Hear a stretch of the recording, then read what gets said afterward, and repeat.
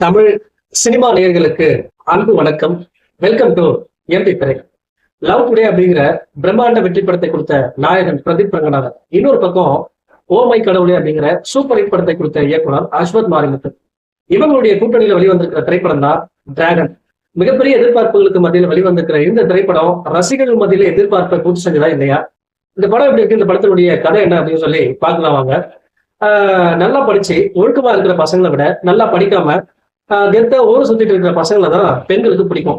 இது கல்லூரி வாழ்க்கை வரைக்கும் மட்டும்தான். அதை தாண்டிய ஒரு வாழ்க்கை இருக்கு. அந்த வாழ்க்கையில சும்மா கெத்த ஊரை சுத்திட்டு இருந்தா வெத்து வெட்டு அப்படின்னு நினைச்சு பெண்கள் ஓரம் கட்டிட்டு போயிடுவாங்க.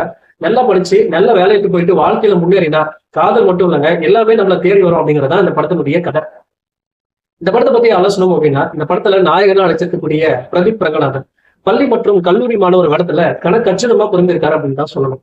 அதை தாண்டிய ஒரு வாழ்க்கையில தோல்வி அடைந்தவர் என்பது தெரியாமலே கெத்தா வளம் வந்த பிறகு நொந்து போகிற காட்சிகளெல்லாம் ரொம்ப அசால்ட்டா நடிச்சிருக்காரு. குறிப்பா சந்தோஷத்தையும் வருத்தத்தையும் துள்ளி குதிச்சு கூச்சல் இட்டு வெளிப்படுத்துற அந்த காட்சிகள் எல்லாமே பாத்தீங்கன்னா பிரதீப் ரங்கநாதன் ஒரு வித்தியாசமான மேனேஜத்தை வெளிப்படுத்தி இலசுகளை கொண்டாட வச்சிருக்காரு.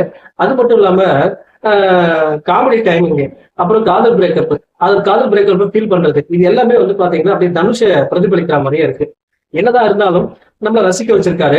தமிழ் சினிமாவுக்கு பிரதீப் ரங்கநாதன் ஒரு நல்ல வரவு அப்படின்னு சொல்லலாம். அதே போல படத்தினுடைய நாயகி அனுபமா, இந்த படம் முழுக்க ரொம்ப அழகா நடிச்சிருக்காங்க. ரொம்ப ரொம்ப இளமையா இருக்காங்க. அதே போல விரட்டி விரட்டி காதல் வச்சுமா வீணா போயிட்டான் அப்படின்னு தெரிஞ்சதுக்கு பிறகு நீ என்னை எவ்வளவு நாளும் அடிச்சுக்கோ, ஆனா என்னை விட்டு போயிடு அப்படிங்கிற சொல்ற காட்சியில எல்லாமே நடிப்புல பயங்கரமா ஸ்கோர் பண்ணியிருக்காங்க.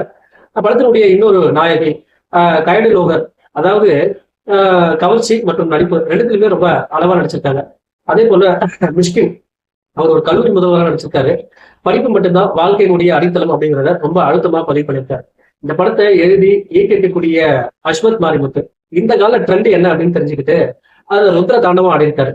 அதாவது கல்லூரி அலப்புறைகளை ரொம்ப கலர்ஃபுல்லா சொல்லி இலசுகளை கொண்டாட வச்சிருக்காரு.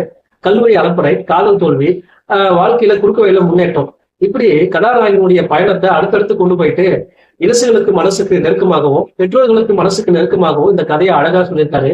குறிப்பா வாழ்க்கை அப்படிங்கிறது வெற்றி மட்டுமே இல்லை, தோல்வி அடைஞ்சாலும் தோண்டு போகாம இருந்து ஓடணும் அப்படிங்கிறத இலசுகள் கொண்டாடுற மாதிரி சொல்லியிருக்காரு. மொத்தத்துல இந்த டிராகன் நெருப்புடா அப்படிங்கிற மாதிரி தான் இருக்கு. இந்த படத்தினுடைய ஒளிப்பதிவு, பிரம்மாண்டமான காட்சி அமைப்பு இந்த படத்தினுடைய தரத்தை பல மடங்கு உயர்த்திருக்கு. இந்த படம் இலசுகளை கொண்டாட வச்சிருக்கு.